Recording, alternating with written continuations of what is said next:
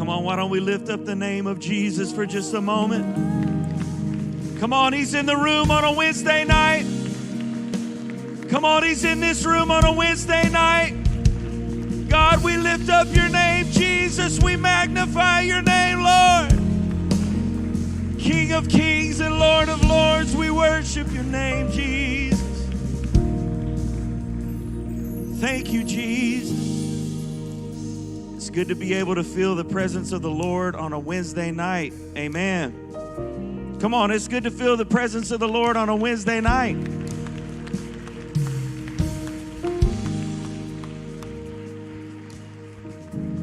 And I do know that many of you probably came into the room this night wondering how you were going to pay for those last few Christmas presents. You look at your bank account and you realize that your kids' wish lists are a lot bigger than your bank account. Anybody? It's just me that's been there. Okay. All right. I think it's actually my wife's wish list that is bigger than my bank account, but she's not here to defend herself, and so we'll use her as an example tonight. But it's good to be in the house of the Lord on a Wednesday night. And what an awesome service that we had this last Sunday. Thank you. Yes. Thank you so much to every one of you that played a part in that service. It takes a lot of people behind the scenes to put on a service like was put on Sunday. And not only the people who are on this platform, but there's a lot of people that work behind the scenes to make that happen. And we want to thank you for all of your hard work. Let's just give a hand clap to all of our volunteers that made that happen. You guys are awesome. We do have a couple of things left this year, and I cannot believe that we are literally coming to the close of 2025. But we do have a few special things that you're not going to want to miss. This coming Sunday is our candlelight service. How many of you have been to our candlelight service in the past? It is awesome, and it's such a beautiful thing to see everybody with lit candles and be fearful for your life as you watch kids with a lit object. It's just a lot of fun and just enough danger, just enough danger to make you respect fire. And so it's going to be a good time. You're not going to want to miss that. And there's some special things happening in that service. Don't be late. And let me tell you why. We are jumping right into praise and worship in that service. There's not going to be a welcome in that service. It's just going to be a big, huge praise and worship set. Pastor's going to come up and talk about some things. I think we're even going to have Sister Macey say some things on that service, so you're not going to want to miss that. And it's going to be a lot of fun. It's going to be a casual service. So all of you that have wanted to dress casual to church and have done it even when you're not supposed to, this is your Sunday. This is your Sunday. And I'm kidding, you can dress however you want. But this is your Sunday to just show off those Christmas sweaters in the 75-degree heat. And so bring those out. Make sure you're wearing those. And then that Wednesday, we will not be having service because Christmas is the next day. And we want you to be able to spend that with your family. But the first, everybody say, it's actually the 31st. Everybody say December 31st. That is going to be a very special New Year's service. We will not be in here.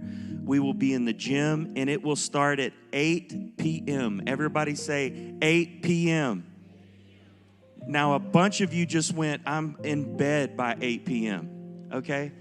But listen, you're going to have to reach all the way back to those younger days when 8 o'clock wasn't nothing on a New Year's night. And you're going to have to pull that right into your 40s and 50s and just go ahead and get ready to spend it with God's people. It's going to be a lot of fun. We're doing a special praise and worship night in the gym. There's going to be a huge LED screen, sound system, lights. It's going to be a lot of fun. And we're going to do that. And then Pastor's going to get up and talk to us for a few minutes. And then we're going to have fun with each other. And we're going to do that until 11:45. And then we're going to have a fireworks show for all of you starting at 11:45. You're not going to want to miss that. Listen, these are the services that you bring someone to, okay? You got family members that are in town. You got people on your street that have nothing to do. Bring them with you and say, hey, come join me. We're going to have a good time, and you're not going to want to miss out on that. I don't want to pass over tonight's service, however, because it is my distinct honor to be able to introduce our very special guest tonight, my dad. He's going to be speaking to us tonight, Pastor Dad. And he assured me that it was not going to be long tonight, so I'm asking all of you to join with me and hold him to that. And but I know it's going to be good and it's going to bless us tonight. So please bless us, Pastor. Thank you so much. Hey, but you know, city kids are about to leave us. And the ushers are going to be right here, or usher is going to be there. The kids are going to have to give or they can't go. And no, we're going to let you have an opportunity to give as unto the Lord. I always bring something to give. I believe that's what it's all about, is being able to give to the cause of God. And so you'll get to do that. City kids, you're able to be dismissed in the fear of the Lord and everybody else. And then you that need to go back to your chair can go back to your seat. Anthem's going to stay in here with us. We're praying for Pastor Kobe. He has been very sick. Let's keep him in prayer. Matter of fact, before I read my scripture, we're going to pray for a few people. Barbara Royer is at the hospital, and she needs our prayers. Betty Dyson has been in the hospital, and she needs our prayers. And then, of course, Pastor Kobe Baker, our student pastor. It's just not the same without him here. He's been very, very sick. And we're going to believe the Lord to touch him and bring him out. We still believe in the healer. 4 of you do, but hopefully I'll get more of you on board. We still believe in the healer. He's a healer. Yes, he is. I'm going to tell you what I discovered. Some of you, I know where you live, so you probably drove down the same streets I did. The whole world was driving today. Paul, all y'all. Everybody's out on the road. And everybody we were behind were not in any hurry. One car would go when the light would change. Does that ever upset you? It does me. All I think was, put your foot on the gas, ease on out there. No, they're thinking about it. They contemplate it, look down at the pedal, ease out. Then we miss the light. Happened several times. And I told Sister Macey, I say this about y'all. I'm bragging on you every Wednesday night. This is what our faithful people are dealing with over and over and over again. But I want to tell you a little something. And I am not going to be long. You see this? I brought me some props here. I'm going to tell you about myself. We're in the season for a lot of kids stuff. Lily has been with us from the get-go. She knows how much we enjoy this time of the year. All of our traditions, man, we go big guns. If you don't do anything, that's fine. If you do everything, that's fine. Different strokes for different folks. Just do what you do. I never had the tradition of eating tamales on, what is it? Is it New Year's? Christmas or something? Christmas. My wife is saying every day. Y'all know, when is it traditionally where I know you eat tamales at other times, but what is it that they really, is it Christmas? Okay. I'm getting nothing from our Hispanic community. You remember what I talked about last Wednesday night? Marco didn't know where they had been and everything. I'm asking people, nobody. I got him on that, didn't I? Whatever your tradition is, make sure to do that. But I was thinking about this as we were driving, and I knew that people were busy and they had a lot of things. And many years ago, probably won't know this person. You could Google them at a later time, but Charles Haddon Spurgeon was one of the greatest preachers of all times when it came to sermons. I have all of his writings in my office. And I'm showing that to CJ Sunday morning. Hundreds of sermons. Incredible. He was in London, humongous church back in the 1800s. But there was a church that he attended as a little boy.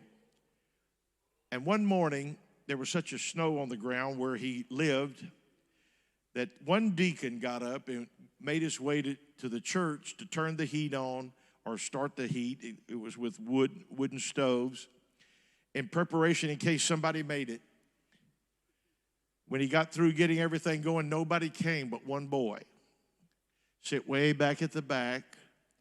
And the deacon decided, well, I guess I might as well say something. The pastor's not able to make it. No one's able to make it. So he gave a little talk about Jesus, not realizing that Charles Spurgeon was sitting there as that little boy. And that day, when no one else was there, that young man decided to give his life over to the Lord. And because of the faithfulness of somebody that turned the heat on, got to the place, something marvelous happened. I'm just telling you, you never know when the tide's out what God's going to do. You never know in a service just like this what the Lord's going to do. He kind of shows out at times just like this. I got my stuff from the house. I'll tell you a little bit about it in just a minute. I'd like to liken this. I'm looking at our students. I didn't know they were going to be with us, but I'm so glad that they are because I'm going to be talking right to them. Listen, when you're young, you want to get away. We have students that they want to go to college, but they don't want to go anywhere close. They got to go off somewhere. I said, why are you going off? We happen to have colleges here. People are coming here to college. Y'all may not know that. Yeah. People that are in New York are saying, and if they have any sense at all and they're in New York, they're saying, can we go to Houston to college there? They won't protest and shut the school down. We don't have to worry about harassment. We don't have to worry about all those things. We're going to come here. I told one girl, she said, well, I didn't know where I wanted to go. I said, San Jack's right there. You can walk over there to it. Well, Rice University, HBU, I could just go down the line. University of Houston, go Cougs. I mean, just the list goes on and on. But you know what it is? Sometimes when you're young, you just want to get away. But when people get older, they want to come back. It's amazing. As you get a little bit older, you're going to find this to be true. You're going to want to start driving by your old house, the one you couldn't wait to leave. You'll even take pictures of it and start remembering, that's that tree there, that. You begin to talk about that because it takes you back to those moments, to a simpler time many times. And I'm going to talk to y'all about a little simpler time tonight. You don't have to stand. You can just keep your seat. I know you'll be thankful that I'm letting you sit down today. But listen to this real quick. And at the same time came the disciples unto Jesus saying, who is the greatest in the kingdom of heaven? Isn't that amazing that people want to know, where am I sitting? The Lord messed that whole thing up. So he's going to show them who's great. He calls a little child, set the child in the midst of them and said, verily I say unto you, except you be converted and become as little children, you shall not enter into the kingdom of heaven. Whosoever therefore shall humble themselves as this little child, the same is greatest in the kingdom of heaven. And for a little bit, I want to talk to you about a dream to return. A dream to return. Let me tell you something about the Lord. What's really close to the Lord is a childlike spirit. I want to get this to you. I'm not talking about where you act like you're an infant or where you act immature, but where your spirit is like a child. A lot of times you can tell children a lot of things and they'll believe you. Here, I'm going to give you this candy. Get in the car with me. We're going to go someplace and have a great time. Nowadays, we're instructing our kids. I used to tell my kids, I said, listen, if anybody's ever in the mall, said, come on, you're going to go with us somewhere. I've got a knife, I've got a gun. Let them kill you in the mall. Let me give you some instructions right here. First of all, they're not going to do anything with all the people around. But if they can get you to a secondary place. So I just said, listen to me. You start screaming and kicking and hollering. If they want to cut you, let them cut you in the mall. That you're closer to first aid. But don't let them get you in the car and take you somewhere else, because you'll never come home many times if that happens. I'm not talking about being like that, but I'm telling you that children are trustworthy, and there's an innocence that is involved. I watch these kids, our students, or our city kids, when the snow was falling and Santa was in here, the look on their faces was just pure wonderful. Something I would never want to mess up. I don't know how you feel about it. I've got a picture that came up the other day, and Lawson and all of them were here, the boys, and I don't remember, just a few years back, it was snowing over here. I was sitting right there. My whole lap was filled with snow. I could have made a frosty right there where I was sitting. He got up. I got a video of Canaan doing this. He got up and he was looking up and he just screamed. He didn't know what else to do. And I thought, man, that's all worth it. Watched them on the snow hill when they were riding down and hanging on for dear life. The look on their faces were so beautiful. And many times when I see those kinds of things, I think, oh, if they could just capture that. Oh, I wish they could just be frozen in time. I'm not going to put our students on the spot, but I can just about tell you this, that many of those that are sitting here can't wait till they get older. See, that's the whole deal. I can't wait till I'm 16. Yeah, if you're 16, I can't wait till I'm 17. Can't wait till I'm 18. Can't wait till I'm 21. Can't wait till I'm 25. And then whenever you get to 60 years of age, you said, I wished I was 16. Oh, yeah. Or if you're 50, I wish I was 15 again. Because it's always looking up or looking back in that place. So what I see when I see our students, I see this, not that they're children, but this tenderness that I dreamed that we could return to. And so this time of the year, I like all the songs. If I cross any of your theological positions, I don't mean to do that. I have 4 grandsons that come to our home and a granddaughter that completely complicate our lives when they're there. And I'm feeling, I got it right here. I was in service and I was going to stick my hand in my pocket, and I realized I had this ball in my pocket because I realized that it was laying somewhere on the stairs, which what could happen to you coming down the stairs with this on there? And I just slipped it in my pocket, and I had it tonight. So that's kind of the way things work. But I'm just going to tell you this. I love it when we have our traditions, things that are exciting, things to look forward to. Back when our kids were younger, Brandon and Brittany, we had people in our church that took it upon themselves to try to give them education that would move them past this young, trusting, beautiful state at this time of the year. They took it upon themselves to let them know about Santa Claus and Easter Bunny and I don't know. In the Hispanic community, we had one guy, it was Pancho Claus, and that's what he told me. He said, well, that's what we have. I said, well, that's great, have all of that. Brandon came home one day. He was with one of the older guys, and the parents were some of the parents that always felt like, kids need to know what's going on in the world. They need to know what the truth is. They need to know what's happening in our old world. Why, was my question.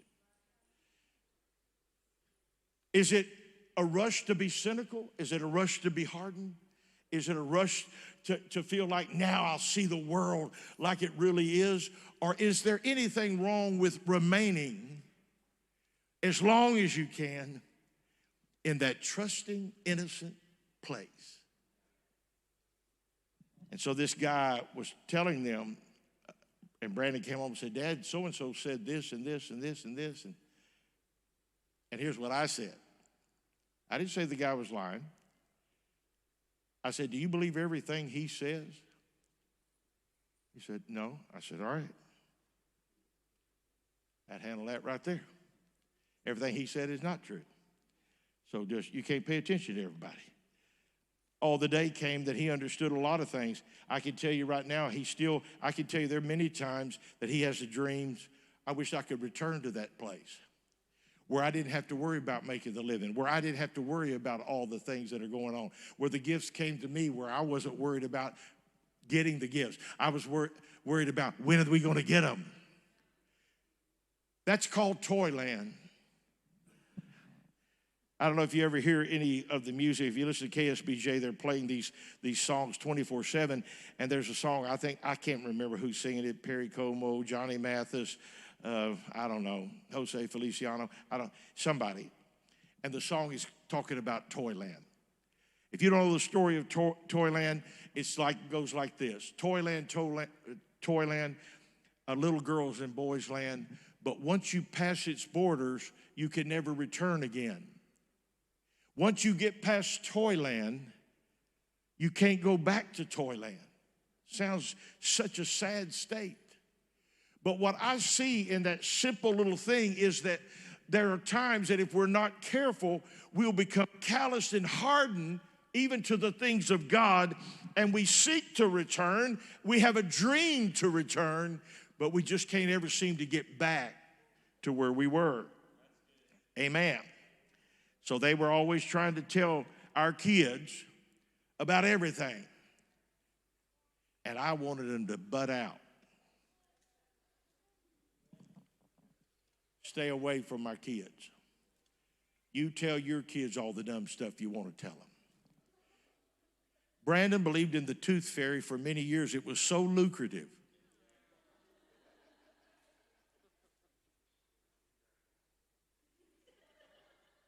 Brandon, you're a senior in high school. You got your tooth knocked out playing basketball. We're not putting it under your pillow.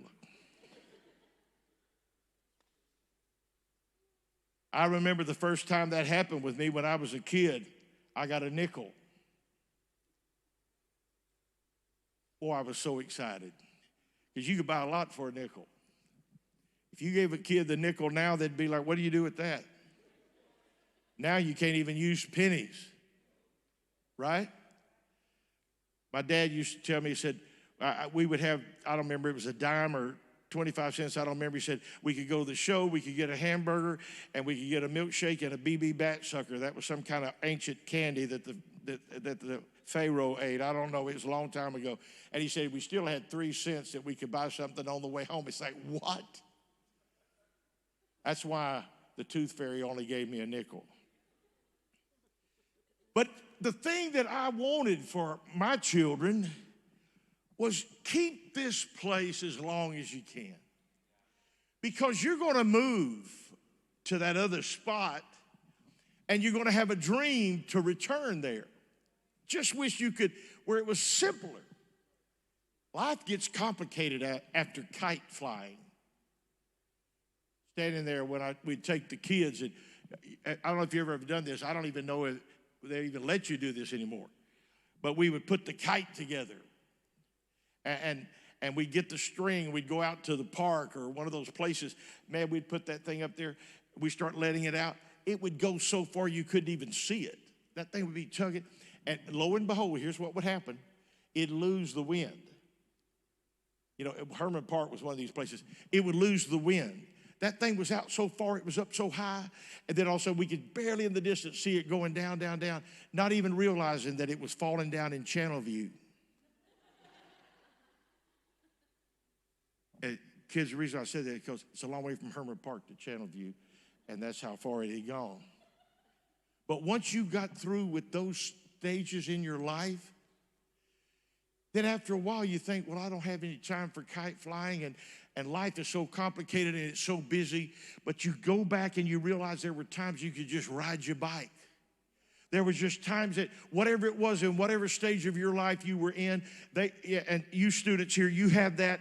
The day's going to come that you're going to look back and say, do y'all remember when we did? Do y'all remember when that happened? Do y'all remember how we used to do this?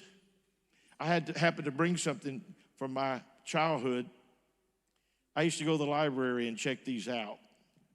You can look at them after church. One of them is called Black Beauty. Oh, man, it was an awesome thing. Robinson Crusoe, I preached about that not too long ago. Treasure Island, I don't know if any of y'all, these are really deep. You probably won't be able to handle those. But I had certain things in my life that I felt like were stable to me as a kid. My mom and dad bought me, I love Davy Crockett. I want to see a show of hands. Anybody know Davy Crockett or ever heard of Davy Crockett? Not that Jasmine Crockett woman. I'm talking about Davy, the real Crockett. He was the king of the wild frontier. He was born on a mountaintop in Tennessee, the greatest state in the land of the free. We killed him a bear when he was only 3. Davy Crockett. They bought me this plate. I never ate a meal without eating it off of this plate. I would not eat if it wasn't on this plate. I cried when I was a little kid because I didn't have my Davy Crockett plate. I always loved this. I could tell you every little thing about it. Davy's fighting the Injuns. That's what they called him back then. They weren't the Redskins. This guy's the commander.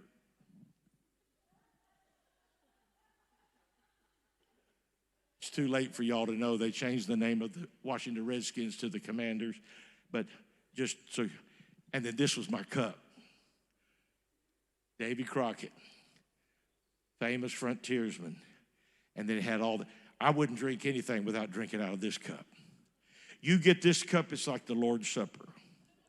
Chocolate milk in this. Eating off of a Davy Crockett plate, there was absolutely nothing like it in the world. I held on to that as long as I could. This is not my original hat, but somebody bought this for me and brought it to me because I'd preached on it one time. Davy Crockett wore one of these. No, it's not a rat hat. It's a coonskin cap. You can see him right there. He's got that on right there. I wore something like this summer and winter. I would not take it off. I love Davy Crockett. I had a musket. It shot caps. It's just a single shot. It was the coolest thing. I had one of the horns that actually they used it for powder back in the day. I didn't have, that wasn't what we had, but you could sling it over your shoulder and you had all that, and it matched everything that Davy Crockett had, and I wanted that. I see that in our little curio cabinet. This hat is up in the closet somewhere. But there's times I pass by there and I think about how simple life was. And I have this dream of returning to that innocence. I can't go back, and we got better plates than that. I'd rather eat out of a paper plate than Davy Crockett plate.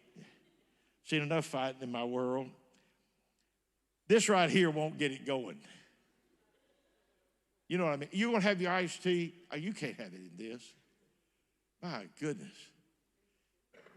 But, oh, I had it, and, man, I wanted that. And if Mom didn't have it washed, I just could not drink out of that.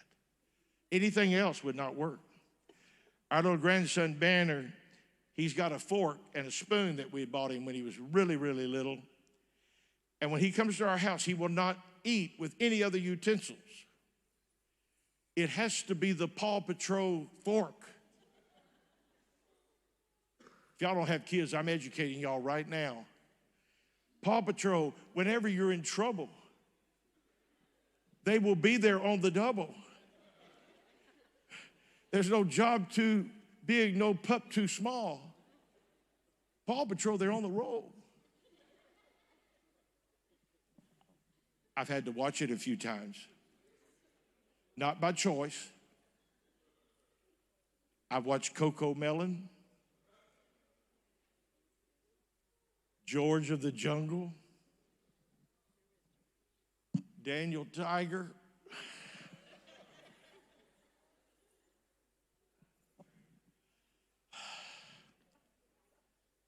He-Man. You won't remember this. I've been subjected to that. Granddad, put that on your phone. I can't take Chip and Dale another time. I just can't. Can't handle it. But look at the look of amazement. And then I think, oh, what it must have been like to be enamored with Davy Crockett. He fought in the Alamo, by the way, was killed there. You can see the spot where he was killed, but he was quite a guy. Sometimes you dream to return to certain things. This time of the year, when I was out there with all of y'all, we were skating and going crazy. I mean, y'all were skating and going crazy. I watched you. I watched the kids. The little girl that said that she learned to skate, like, how old was she? Something 11 months old. Which one is it? Yeah, Rosie's little girl. Man, she was going everywhere. The look on her face, I thought if we could just freeze it. The day's going to come that exhilaration will be replaced by the job schedules and all of the stuff. And we get to go in at this time of the year and we forget the music when it plays. We forget the excitement and the joy of giving and saying things to people and letting this season of good cheer, because we're celebrating the birth of the Lord Jesus Christ. And I get so tired of hearing he's the reason for the season. I understand all that. But on top of that is what it does to us. Some people are better this time of the year. They're nicer. They're more open. They do nicer things. They open up their life for you. Oh, I remember this when I was a kid. I lived on 10438 Muscatine Street in Jacinto City. Every year, the volunteer fire department, Jacinto City Fire Department, got the fire truck. One of Santa's helpers got up there in a big old rocking chair, and they drove through our streets, running the siren, and the firemen were giving out stockings full of candy, little net stockings. I got up so early that morning because I knew he was coming. It couldn't have been 50 cents worth of stuff. It was a whistle and a candy cane, and I don't remember what all it was, but oh my Lord, I wanted it. And the kids were lining the streets like we had never seen anything like it before. And here comes those guys with that. Oh man, this is the greatest thing in the world. And then you'd open that up and it would be like you had just found a buried treasure. When I take our kids to Chuck E. Cheese and they get the tickets or whatever it is that they get, then they go to cash them in, you know. I've spent $50 per child or something like that. And they turn in their tickets and they get a whistle. They don't even have the little ball in there that makes it whistle. Or just some kind of little thing like a little seahorse that you can put in your bathtub and it grows or something. It does something. And I'm sitting there saying, is this it?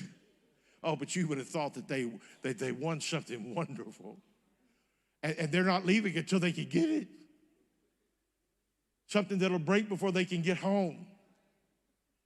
But in those moments, when Santa came through and his helper, there was just an innocence. I dream sometimes to return to that. As like these little students or the city kids, I'll tell you this before we go. I was about 6, maybe 7. Every Sunday morning, the last Sunday at Life Tabernacle on Market and Rouse Street in Denver Harbor. I thought it was a gigantic building. I've been by several times. I've taken pictures of it. It's very small. I thought it was huge. But we were all sitting there in anticipation at the end of the service. We had this little paper, and we had to sing all these songs, all of the Christmas carols. And I'm trying to think, all the stuff like Silent Night and Joy to the World and all of that. Back then, they didn't have Grandma got run over by a reindeer, and didn't have that. All I Want for Christmas Is You. No, none of that. So we had to sing all those songs. But the thing that I was waiting on, fooling on the songs, the ushers had brought in these big boxes, and they had brown paper bags that were filled up those boxes, and all of a sudden we could smell it, how good it smelled. It was just unbelievable in that little bitty building. I was just anticipating, hurry up, Brother Kilgore, quick, tell the Christmas story. Yes, the wise men came. Get them there. Get those people from the east. Let's go. Because we're going to go and get that bag. And when we got it, I opened it up, had the same thing in it, every bag. An apple, an orange, Christmas candy. Now, you don't maybe not know what this is. Some of you will know what this is. It's this hard Christmas candy, unwrapped. Sometimes they'd put it in like like in a bowl or something, and you just go in there and have to crack it and get it out and all that. Stick to your teeth. It's not good for you, but anyway, that's what was in there. And then it had nuts. That was the thing it always had. I don't know why. I was like, I don't know what to do with this. Hey, it worked. But that's what was in there. It was as if we had gotten the most wonderful thing in all the world, because this was coming. And the excitement and the feel and the smells and the camaraderie and people. And shortly after that would be the candlelight service. All of those things together just meant so much. There's times we need to get back to some things.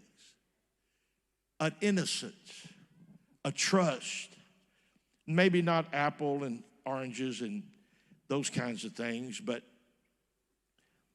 what about the dream of returning to simplicity and trust, belief?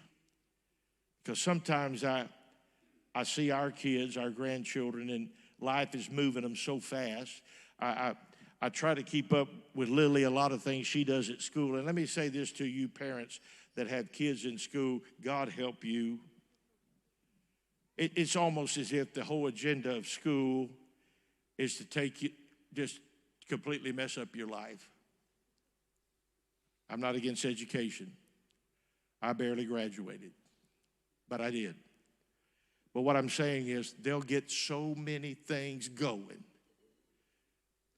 that the house that you thought you wanted, you can't even enjoy it. You never have an opportunity. Some of you go through the whole season and never see lights, never enjoy. And that's one of the things I thought was so good Sunday. We got a chance to really enjoy each other. We laughed, we had fun, we talked. One couple, John was telling them, man, it's good to have y'all. I missed you Sunday morning. They were sitting there with us. Missed you Sunday morning. And they just kind of looked. And, were y'all at church? No. Well, I missed y'all. And glad y'all are here, man.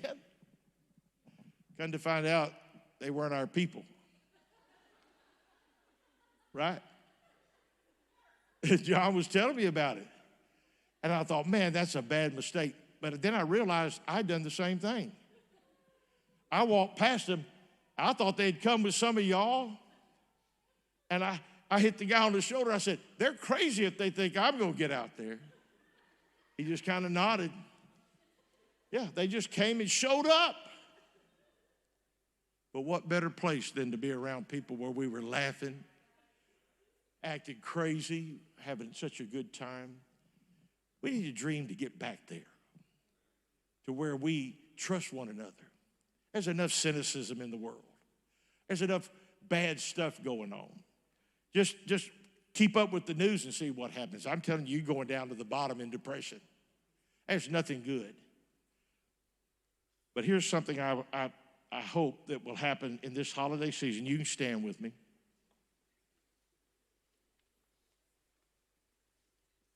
in this holiday season, we build it up, don't we, Lily? Christmas Eve, Christmas morning. Oh, man. Lawson, Navy, all of them, when they were with us, last year, year before last, they put the cookies out by the fireplace. Put flour out on the floor so we could see the footprints. Y'all don't know what this is. Y'all moved from Toyland. But that morning when Lawson got up, there were footprints right there. Some of the cookies were gone, and some of the milk. Santa got it, he said. Oh, the look on his face was priceless. Why would anybody ever want to take that away? In your time, in your walk with God, listen, stop what you're doing. I was praying for you this morning. I posted a little thing of our fireplace. My Bible was there. And the Lord started talking to me, and I thought, it's amazing what the Lord will say if we'll quit talking, if we'll quit running to something else, but just enjoy the things that you've got. Because if you'll do that, you'll discover not only the reason for the season, but one thing that'll be a blessing to you is you'll be able to hear.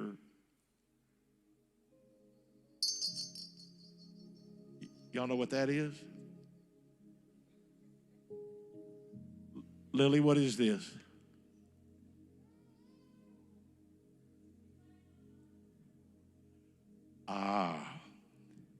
You win the prize. It's the bell from the Polar Express. Y'all may not know this story. Y'all know the story? Because what happens after a while, he gets so grown up, he can't hear the bell.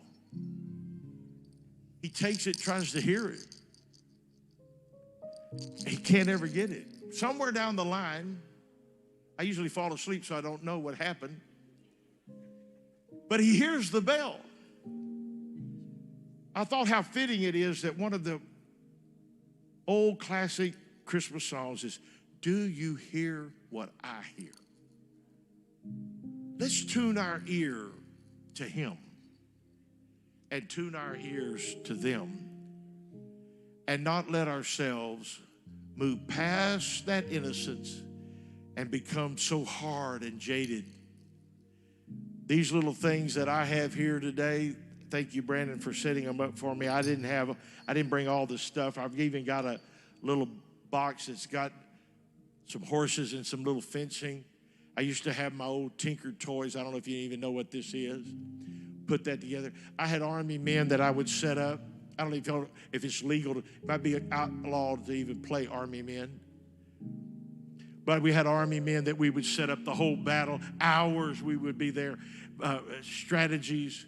Later on, when we got a little bit older, those army men got blown up with fireworks. You know what I mean? Yeah.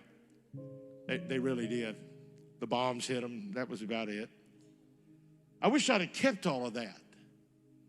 Because every time I would see these things, it takes me back to another time. Look, if you don't know about how you feel about the things of God, this next few days, let yourself go back there. Pick up that good book of God and open your heart up and let some innocent things take place again, or drive around and pay attention for a change instead of just going to the next place and let's see what happens. The dream to return. Let's make sure we keep it going. God bless you. Be dismissed in the name of the Lord Jesus.